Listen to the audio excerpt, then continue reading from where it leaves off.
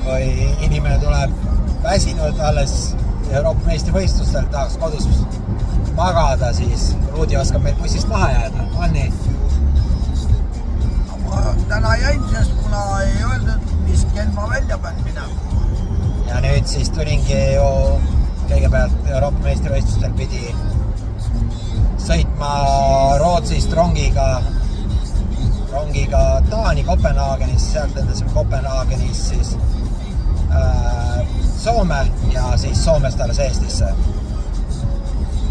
Ja jõudsin just kodus tuppa, mõtlesin, et saan magama puhkama minna, siis helistas Ruudi eeskostja, et Ruudi jäi täna bussist maha. Ta läheb töö juurest ära, õhtu kell 10 läheb tal alles buss, ta tuleb hilisemas õhtuses faasis, nagu ma olen ennem rääkinud. Ja nii ma tulin siis Tallinnas, sõitsin Ristile, nüüd viin Haapsalusse ära ja Tallinnasse tagasi. Kell on praegu öösse 1:37. Tuleb ka sellised asju aeg-ajalt ette. Lihtsalt kui see on minu kohustus, ma pean jälgima, et ta saab bussi peale. Ja kuna ma ise seda täpselt alati ei kontrolli telefoniga, siis...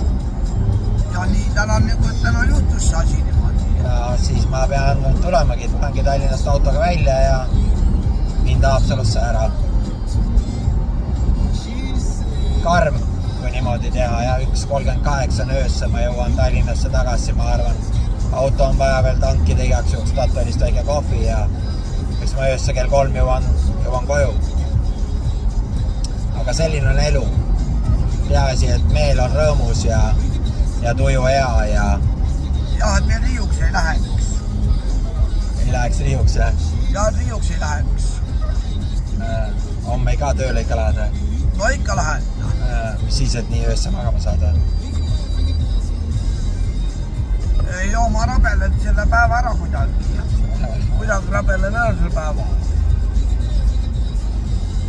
Ja, väsimus on suur, aga...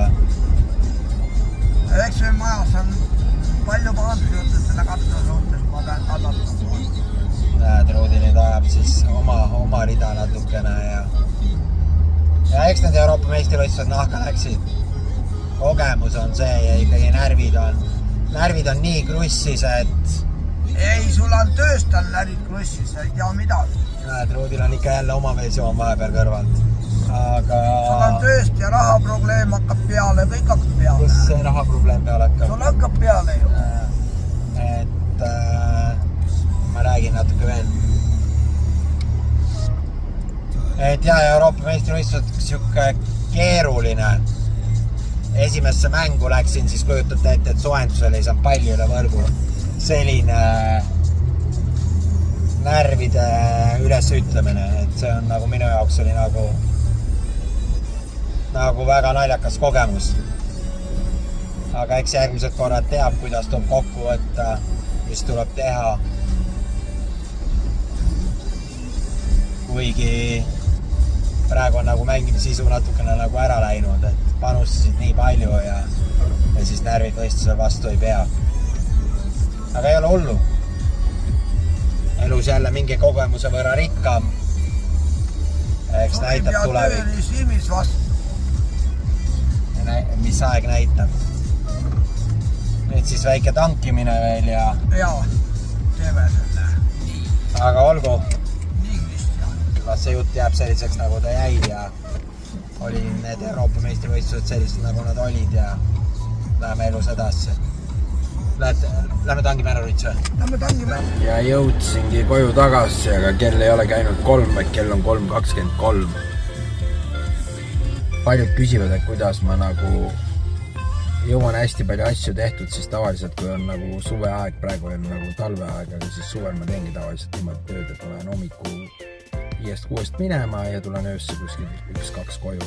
Teen siukse 20-21 tunnise tööpäeva. Siis käingi vähe tööasju ajamas. Et teen ühe korraga hästi palju ära. Seal seisid see. Ma jõuan hästi palju asju teha, aga enda arvates ma ikkagi ei tee piisavalt palju. Aga see selleks, et nagu te aru saite, siis ma käisin Ruudit koju viimas ja Ruudi on vaimupuudega isik, kes töötab minu alluvuses. Ta jäi täna lihtsalt Haapsalu bussist maha ja sellepärast ma pidin ta viima oma asutusse tagasi.